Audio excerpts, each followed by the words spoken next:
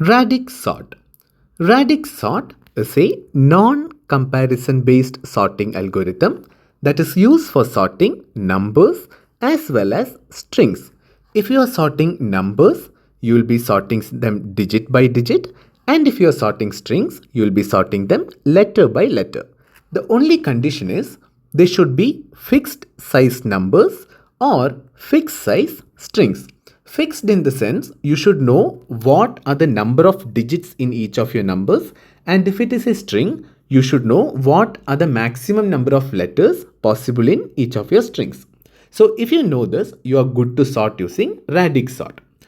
Why should you know what are the number of digits? The reason is how you are going to sort using Radix sorters. If you are having a lot of 4-digit numbers, you will always start sorting with the least significant digit.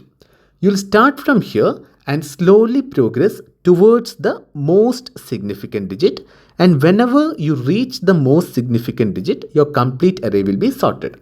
So this is the logic you are going to use. Let us understand this in detail, how it sorts, and after this we'll do a dry run and then we'll see the pseudocode. Okay. So consider that you are going to sort a lot of 4-digit numbers. So all these, I'm putting 4 dashes in order to show 4 digits. Okay. So you are having a lot of 4-digit numbers. Each of these are numbers. Okay. This is N1, N2, so on. So consider all these as different numbers. You want to sort all these numbers and find out them in ascending order. Okay. This is the aim. What will you do? You'll start with LSD, the least significant digit. So in this case, least significant digits, these are the least significant digits. All these are separate numbers and I'm only considering least significant digit right now. The next step is you have to sort all these numbers based on the least significant digit. So how do you do this sorting here? Here you have to use some other sorting algorithm under the condition that the sorting algorithm you are using should be stable. So you can use counting sort here. Generally, we use counting sort here. The reason we use counting sort is, one, it is stable. Secondly, time complexity of counting sort is order of n plus r. We saw this in the last lecture. Time complexity of counting sort is order of n plus r, where n is the total number of input numbers and what is r? R is the range.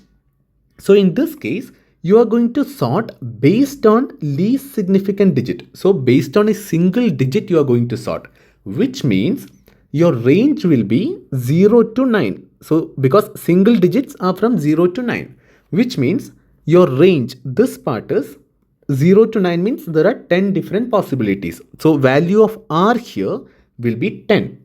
So it is almost an order of n time complexity if you are having a lot of input numbers. This is why we'll be using counting sort, because you can consider this as order of n time complexity, which is really good time complexity for sorting. So we'll be using counting sort here in order to sort all these numbers based on the least significant digits. Once you get the sorted list based on least significant digit, consider this is the sorted list now based on least significant digit. You will next time in the next round do sorting based on second least significant digit. Similarly, you'll keep sorting, and finally, when you finally sort based on the most significant digit, you will have the complete array sorted. All the numbers will be in sorted order. So this is the technique we are going to use in case of Radix sort. What we'll do is, we'll first understand this by taking some numbers as example. And once the whole idea is crystal clear for you, then we'll write the pseudocode and see time and space complexities. So let us start this sorting algorithm. First thing, we should have a set of numbers. So what we'll do, we'll take some 3-digit numbers here. That should be better. So we'll take these numbers 123, 45.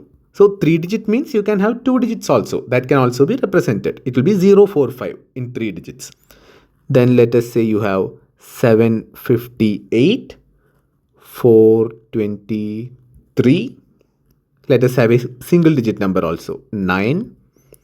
We'll have 372. Let us have one more number, 500. 500. So totally we are having these many numbers and we have to sort all these numbers using Radix sort. So what is the first step? We have to sort based on least significant digit. So least significant digit means the last digit, that is ones place, that is the least significant. Based on that, we are going to sort all these numbers. So here I'm not going to follow the counting sort procedure because it will be very long. For counting sort procedure, you can refer the last lecture which was on counting sort. Here I'll just sort these numbers. You have to assume that counting sort is used. I'll sort based on the least significant numbers. Okay. So when we do based on least significant numbers, which number will come first? Which number among all these is having the lowest ones digit, least significant digit? It is 0, right? That is the lowest. I'm sorting in ascending order. So whichever is the smallest will come at first. Based on least significant digit, that is ones place, smallest number is 500 because least significant digit is 0. So 500 comes first. What comes second? Which is the second number? Is there any number which is having 1? None of them is having 1. So only number which is having 2 is 372. So 372 will come second. Why is this second? Because we are sorting based on least significant digit. So after 0, the smallest least significant digit we have is 2. So 372 comes second. What comes third?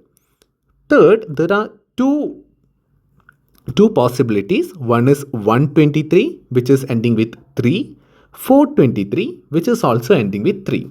But we already discussed that in Radix sort, for each of the inner sortings, we should always use a stable sorting algorithm, which means in case the values are equal, whatever is the order followed in original array, that should be maintained, which means 123 should come before 423. So 123 and then 423. What is remaining now? Which should be the fourth one? Is there anything ending with 4? No, it is not. Is there anything ending with 5? Yes, 45 is ending with 5. So based on least significant digit, next entry is 45.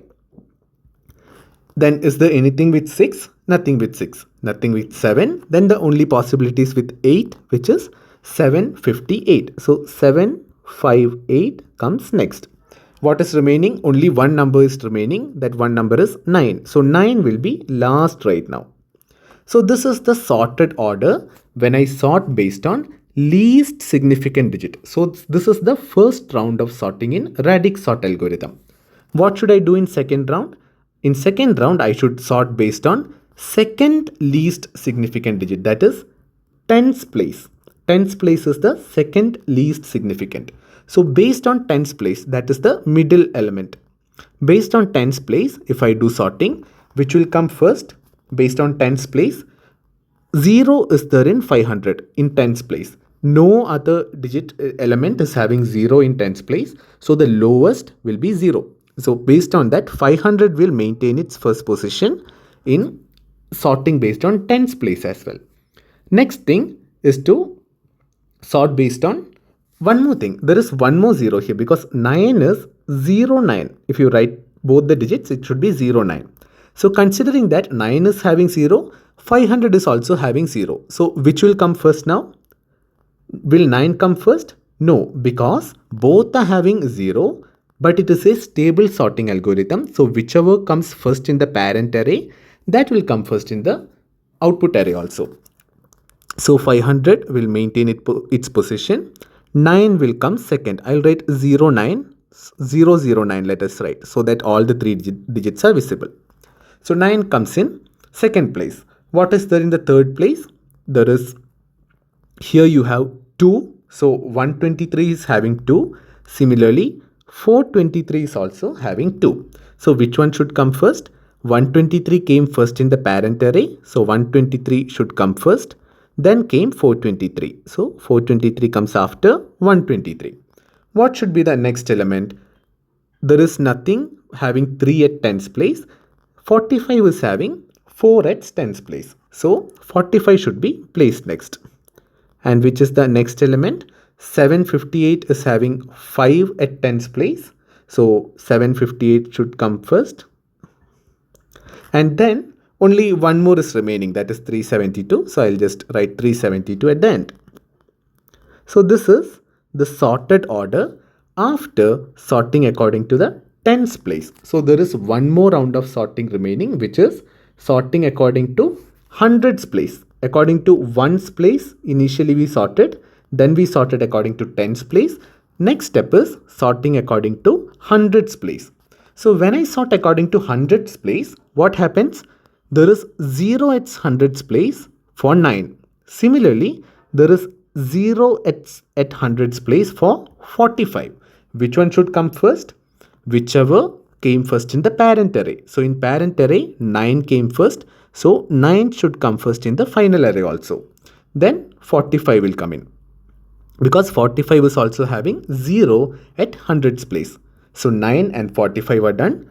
Next should be 123, because 1 is the smallest here. It's hundreds place. So 123 comes next. What is going to come at fourth place? There is nothing starting with 2. Is there something starting with 3? Yes, there is 372, which is starting with 3. So 372 should come at next. After 372, it should be 423, because it is starting with 4. Then 500 is starting with 5. And at this point, only one is remaining, that is 758. So 758. This is the final sorted array, because you know there are only 3 digits in each. You initially sorted according to the least significant digit, which is ones place. After that, you sorted according to the tens place. And finally, this sorting was done according to most significant digit, which is the hundreds place, the third one. So at this point, whatever you got here, this is a completely sorted array. Here you can see it is in clearly ascending order. So this is how you do sorting using Radix sort. What are the advantages of using this Radix sort? First thing is that if you know the size of the data set, then it is very fast. This algorithm works very fast. We'll go to exact time complexity after pseudocode. Next thing is it doesn't require any comparisons. If it is any comparison based sorting, we would have had to compare different numbers and then find out. In this case, even for sorting by digit, we are not using any comparison. We are supposed to use counting sort. Counting sort is not a comparison based technique. It does not do any comparison at all. Okay. And what would be the disadvantage of this? First disadvantage would be that it requires a stable sorting itself. So considering that we will be using counting sort only as the internal sorting used, then this part is clear, because counting sort is stable. So everything works perfect. The other thing is it will need additional space. That also we'll discuss after writing pseudocode. What exactly is the space complexity? So these are the things we have to see. And one more thing is, if the numbers are very large, that is, if it is having too many number of digits, then the performance of this algorithm will come down. This point also we'll see clearly when we discuss about time and space complexity after writing the pseudocode. Okay. So in order to write the pseudocode, let us start writing the pseudocode. What is it that you should have in mind while writing? You should have the logic clear. What is the logic? You have to start from the least significant digit. You have to sort all the numbers based on the least significant digit. Once you're done with least significant digit, what will you do? You will come to the second least significant digit and so on. So what we'll do, let us write the pseudocode, then it will be all clear. So Radix sort. What are you going to apply Radix sort on? Let us say input array is A and number of digits. Let us say this D is the maximum number of digits possible in any of the elements in this array. Okay. So this I told you should know beforehand what is the maximum number of digits possible in any of the numbers provided. So you have this array, you want to sort using Radix sort. So writing just the Radix sort part is very simple. How will you write? For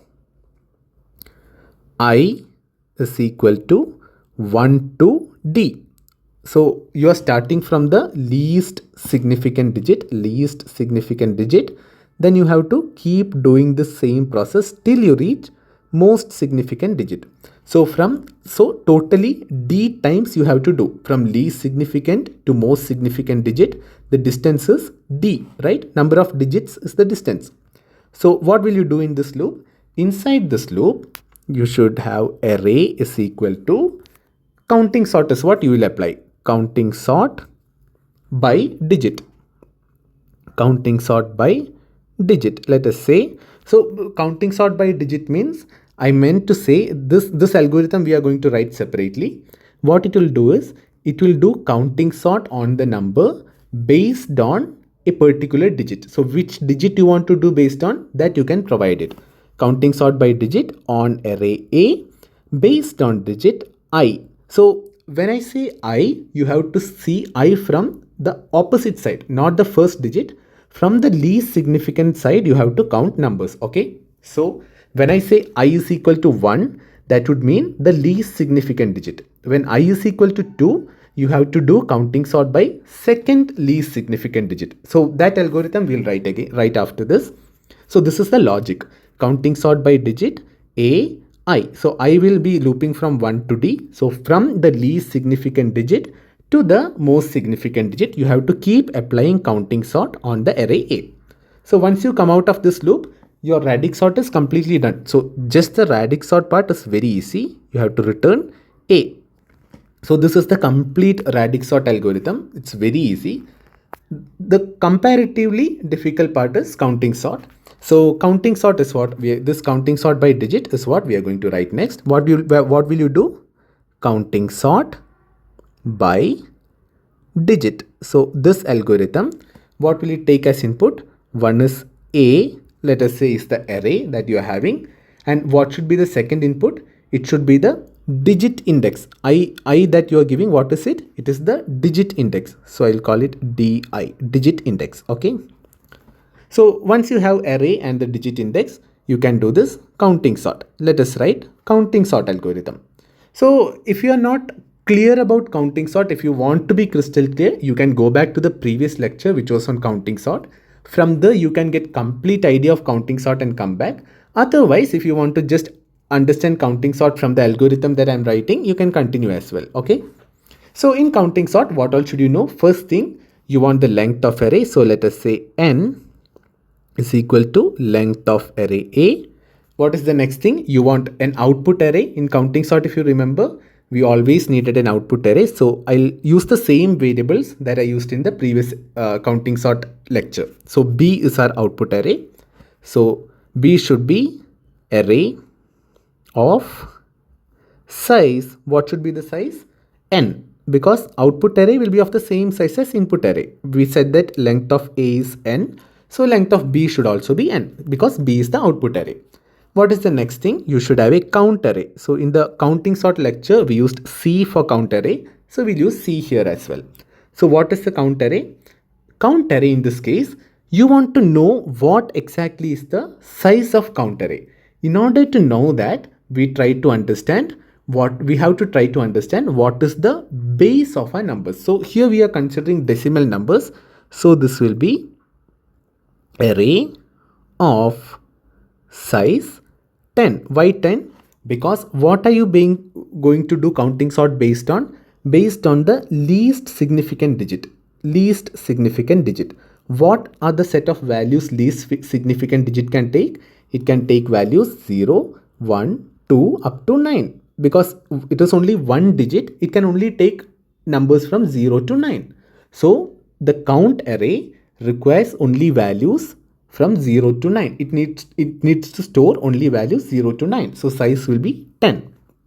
What should be the next step? Next step is you want to populate this count array. So how will you populate? You have to go through the input array. So for, let us say j is equal to 0 to n minus 1. 0 to n minus 1. What will you do? 0 to n. Why is it 0 to n minus 1? Because size of A is n. So you are going to go from the first element of A till the last element of A. This is your array A. You are going to go through this complete A. What will you do while going? First thing, you have to identify the digit you are searching for. So in this particular iteration, which digit will you be searching for? So digit is equal to, we'll do one thing, we'll write a get digit function. This exact function we'll write later. For now, just understand that this get digit function will fetch the particular digit that is required from the number that is present. That is, if you are having, let us say, 4-digit number 4123, and you want the least significant digit. So in that case, in order to get the digit that is 3, what will you do? You will have a get digit function, get digit. In this get digit function, you will say you want to get digit of a of j, and what number digit do you want? So that is the digit index. So digit index, 1 minute, I'll show where it is getting called. So here, whenever you are calling this counting sort, when will you call? When you want to sort complete all the numbers of the array based on one particular digit. So let us say least significant digit for now. So whenever you want to sort it, you will make this call counting search by digit. So it is supposed to sort this complete array, that is all the numbers based on one particular digit. So that is what we are identifying. And here, during counting sort, we want to fetch the particular digit we want to sort based on. So if this is one among the numbers and our sorting is going to be based on the last digit, then in this digit index, you will pass 1, which means first digit from the least index side, least significant side. So that is what 1 will mean. So this di, this is the digit index. When you give digit index and an array element to this get digit function, it will get the particular digit that you want. So here this digit will have 3 if it is least significant digit. Okay. So after this, once you get the least significant digit, what do you want to do? You want to apply it in the count array. In count array, you should increment count of whichever digit you are looking for. So your count array of digit is equal to, you want to increment it by 1. So count of digit plus 1. So when you increment it, what happens? That particular count is also taken into account. What is the next step? You want to create cumulative count array. So these steps, these are the steps for counting sort. So if you are able to follow the steps here, if you want to have a clear idea of what exactly is counting sort procedure, please go to the previous lecture. Previous lecture we had explained in detail about counting sort. If we explain it here again, this lecture will be very long. So in order to avoid it, I'm not going to explain complete procedure again. You can go to the previous lecture if you want that. So the next step in counting sort is to find the cumulative count array. So for, let us say k is equal to 1 to 9, because only 9 digits are there. From 1 to 9 are only the elements. So count of k is equal to, so why is it not 0 to 9? Because you are doing cumulative sum. You are adding all the elements together. That is, if this is your previous count array, in the new count array, what will happen? First element will be as it is. Second will be sum of first and second elements. Third will be sum of first 3 elements. Fourth will be sum of first 4 elements. So because of this, in first element, you don't have to make any change. That is why I am doing from 1 to 9. Count of k is equal to count of k plus count of k minus 1. So this is what I am doing in order to find the cumulative array. So at this point, I have the cumulative count. Not what is the next step? In the next step, I have to create the final output array. How do I create final output array? I have to traverse through the input array A in reverse order. This is what we did in counting sort. You have to traverse through array A, which is the input array, in reverse order. And while you are traversing, you have to go through each element of A. You have to look into the element of A. What will you then do? You will see whatever is the corresponding index in the count array. You will find the index from there. According to that index, you will fill element in the final output array B. This is what you're going to do. So what should this loop be for? Let us say j is equal to n minus 1 to 0. So why is it n minus 1 to 0? You want to go from end of array A till the first element. So n minus 1 to 0, what are you going to do? First you have to identify the digit. So for identifying the digit, you will do the same process as previously done. Digit is equal to, you will have a get digit function. So this function will define get digit of, what should you get? From array A of j, you should get whichever is the digit you are looking at. So digit index. So this I'm not explaining because it is same as what we did here. Okay, you got the digit. So I'll write this neatly. Digit. You got the digit. After that, what should you do? You should try to populate in the output array. How would you populate in the output array? You would, B is your output array. So B of, what is the index in B? Whatever is the index, you are able to fetch for this particular digit from the count array. So C of digit minus 1. Why is this minus 1? Because array B is 0 indexed. So in order to tackle that, we'll do a minus 1, because in order to cope up with the 0 indexing of B array. This should be equal to, what should be the value? The whatever you fetched from A. So A of j. So at this point in the output array, you entered one particular element, whatever is the last element of A. What is the next step? You have to decrement count array. So because you already used it. So count of digit should be equal to count of digit minus 1. So at this point in the count array, you successfully decremented the value of digit. So when this complete loop finishes, what happens? In each iteration of this loop, you are adding one element from the end of A to output array B. So from this is input array A, you are traversing from the back of input array towards the front. In each iteration of this loop, you are adding one element from A into the correct position in B. Then you will again take one element from A and insert into correct position in B. So when you repeat it for all the n elements, what happens? Your complete B array, that is output array, is populated correctly. So the sorted order will be present in output array. So when sorted order is present, what can you do? You can return B. You are done with this procedure. So there is one more thing that is remaining. That is the get digit function. Let us write that as well. Then we will once more go into this algorithm. Okay. So get digit function. Inside get digit function, what is it that we have to do? In the get digit function, you will get some number. So whatever is this, that is the number. So for now I'll just call it n. And then along with that number, what else do you have? You have a digit index, right? I'll call it di, digit index. So if you get a number and the digit index, how do you get the digit at that particular index from this number? That is what we are going to write in get digit.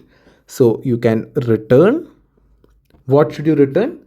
Number divided by, so why am I doing 2 times division? This sign shows it is integer division, okay? Divided by 10 power digit index. So di. So I'll write 10 power di here. This means 10 power di, okay? This, and then you have to take percentage 10. Why am I doing this? Because 10 power di would mean I am going to shorten this number. When I divide it by 10 power digit index, what will happen? The last digit that is remaining in the number, that will be the digit that I want to extract. So then if I take remainder percentage 10, what happens? Mode 10. When I take the remainder, that would come out will be the last digit. That is what I'll need. I'll just show you with an example. If my number is 4321 and I want to fetch, let us say, digit number 3. If I want to fetch digit number 3, what should I do? 3 means from the least significant side, digit number 3. That is, this is what I want to fetch, this 3. So what will I do? I'll do n by 10 power digit index. So 4321 divided by 10 power digit index. So when I do 10 power digit index, what happens? Okay, it should be 10 power digit index minus 1. Good that we tried with an example. Okay, it should be 10 power digit index minus 1. So when I do 10 power digit index minus 1, what happens? So 10 power digit index is 3, digit index minus 1 will be 2. So 10 power digit index minus 1 will do divided by 100. When I divide this by 100, actual answer will be 43.21. So because I did integer division, that is why I did 2 division signs here. That means integer division, which means you won't consider decimal part. It will be 43. Then if you do percentage 10, mod 10, what happens? You'll divide by 10 and take the remainder. That's what you will do. So 3 will come out. So this is how you will fetch the digit that you need from the complete number. So that is your get digit function. What we'll do, we'll just once more go through the complete pseudocode from the beginning for clarity. So the pseudocode says, okay, this part is the easiest part to understand. Radix sort, what is it doing? From 1 to D, that is through each index. From least significant side, what are you going to do? You are going to run counting sort on the complete array. And how are you going to run the counting sort? In order to run the counting sort, first you are going to find out the length of array. Then you will initialize output array. Then the count array. So count array should be of size 10 because you are using decimal numbers. So in each particular digit, they will be from 0 to 9. Total possibilities are 10. So count array should be having 10 in 10 size. Then you want to populate the count array. How will you populate? Initially, this array of size 10, this should be initialized with zeros. It should all be zeros, okay? Once it is all zeros, what should you do? You should go to this loop. Inside this loop, first you have to find out the digit based on which counting sort is to be applied. So this digit is the digit that you are providing here as input. So initially in the first loop, it will be based on least significant digit. In the second iteration, it will be second least significant digit and so on. So in counting sort, here you are getting that digit. Once you found the digit, what do? You will, whatever be the corresponding element in the count array, that you will increment. So this will tell you that there is one element present which is having this particular digit as the least significant digit or whichever significant digit according to whichever iteration you are in. Once you are done with this, next step is create cumulative count array. So that is what this loop is doing. After that, final procedure is to populate the output array B. So how are you going to populate? Again, you want to find the corresponding digit. Once you find the digit, find whichever is the index to be populated from the count array. So whichever index you get from count array, based on that, you will take B. So B is the array, output array. In B, you will populate value of A. So here, how are you going through A? Through the element A, which is the input array. You are going in opposite direction from this side towards the starting point. And after this, after populating one element in B, you have to decrement count in count array. This is the procedure of counting sort. And this is the additional function we have written for getting one particular digit from a number. If you want to get a digit at digit index di from a number n, what should you do? You should first divide that number by 10 power di minus 1 and then you should take the mode. Okay, then remainder when dividing by 10. So when you do this, you will get that particular digit. So this is the pseudocode for Radix sort. The one question remaining is, what are the time and space complexities of Radix sort? So let us understand time and space complexities here. So let us see time complexity first. In order to see time complexity, you know D times. What is D? D is the total number of digits in your numbers. So if you are having some input array, what is the maximum number of digits possible in any of the number? That is D. So D times you will be running counting sort. So your total time complexity will be order of D into time taken by counting sort. So this is going to be your total time complexity. So let us see what is this time taken by counting sort here. So time taken by counting sort, if you see, Generally, counting sort has a time complexity of order of n plus r, where n is the total number of elements that you are sorting, and what is r? R is the range of numbers. So this is what we learned in the last lecture. From there we know that time complexity of counting sort is order of n plus r, where n is the total number of elements you are sorting and r is the range of elements. What is the range of elements here? Range of elements will be based on the base of your number. Here, because we are using decimal, base is 10. Why is range 10? Because when it is a decimal, you are sorting using counting sort on one particular digit. So when it is a decimal number, what are the possibilities for any particular digit? A digit can either be 0, it can be 1, 2 up to 9. There is no other possibility. So at max, these are the only possibilities. So the range in this case is 10. So because we are choosing decimal, if you are choosing, let us say, binary number, then range will be 2. If you are choosing hexadecimal number, range will be 16. So if you are using octal, so based on this, whichever be the base you are using, based on that your range will change. So according to the situation, we'll change this range to base b. So this is the base of the number you are using. So you understood, counting sort takes order of n plus b, and Radix sort will take d into counting sort. So what should be the time complexity of Radix sort? Time complexity of Radix sort should be order of d into n plus b. What are these things? D is the maximum number of digits in each of your numbers. What is n? N is the maximum numbers that you have to sort, the total number of elements that you want to sort, that is n. What is b? B is the base of your number system. So this will many times be order of n only. Why will it be order of n only?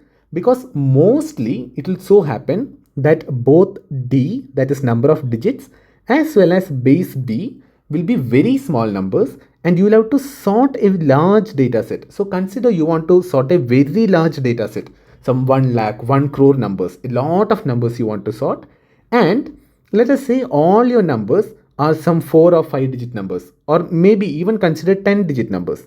Even if it is 10 digit numbers, your d will be 10. What is the base? If it is decimal, then base will also be 10. So 10 is a constant in that case then. Then it will be order of n only. So based on your d, that is number of digits, that is why initially we said you should know exactly what are the number of digits in each of the elements. So if you know the number of digits, then that is d. Whatever is the base of your number system, that is b.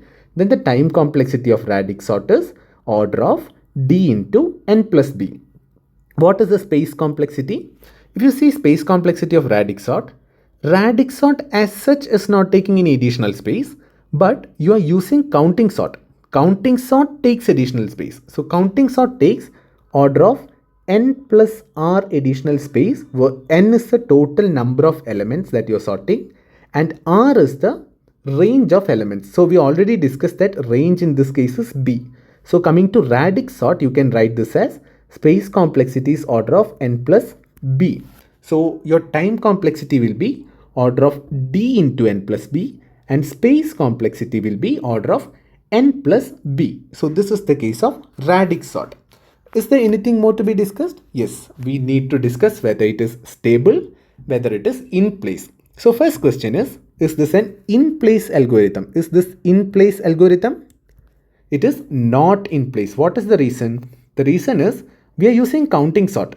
What does counting sort do? Counting sort creates a new output array. Similarly, it also creates a new count array. So both these are new creations, which means counting sort is not in place algorithm. So by default, because counting sort is not in place and you are using counting sort inside Radix sort is also not in place. It is out of place algorithm. What about stability? Is this a stable sorting algorithm? Yes, it is a stable sorting algorithm, but under the condition that whatever is the algorithm you are using here, that has to be stable. But the point here is, if whatever you are using here, if this is not stable, consider this is not stable, then your whole algorithm won't work at all. In order to get it sorted using Radix sort, the basic requirement is that you should be using a stable sorting algorithm here. Whatever be the algorithm you are using here, that has to be a stable sorting algorithm. This is the basic requirement for the Radix sort to be successful. If you're not using stable sort here, complete Radix sort won't be successful at all. The whole algorithm will fail. So Radix sort, if it is working rightly, has to be stable, because whatever algorithm you are using it is by default stable. Otherwise the whole algorithm won't work at all. So it is a stable sorting algorithm. So it is not in place, but it is stable sorting algorithm.